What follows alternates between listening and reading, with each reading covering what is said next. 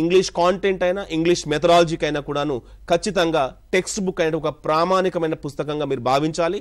అందులో టైటిల్ దగ్గర నుండి మొదలు పెడితే చివరి పేజీ వరకు ఉన్నటువంటి ప్రతి ముఖ్యమైనటువంటి కాంపోనెంట్ ని చదవండి. ఎస్పెషల్లీ ఇంగ్లీష్ టెక్స్ట్ బుక్ సంబంధించి చెప్తాను. ఒక్కో టెక్స్ట్ బుక్ క్లాస్ 1 నుండి క్లాస్ 10 వరకు ఉన్నటువంటి టైటిల్స్ పైన కూడా ప్రశ్నలు అడగడానికి అవకాశం ఉంది. అదేవిధంగా ప్రిఫేస్ చదవండి. ఫోర్వర్డ్ లేదా ప్రిఫేస్ అని చెప్తాము.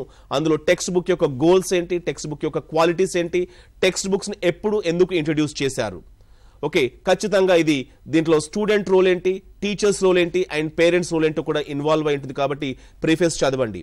దాని తర్వాత గ్లాసరీ, ప్రతి లెసన్ చివరిలో గ్లాసరీ ఉంటుంది. గ్లాసరీతో పాటుగా వొకాబులరీ కాంపోనెంట్, దాంతో పాటుగా గ్రామర్ కాంపోనెంట్ ఉంటాయి.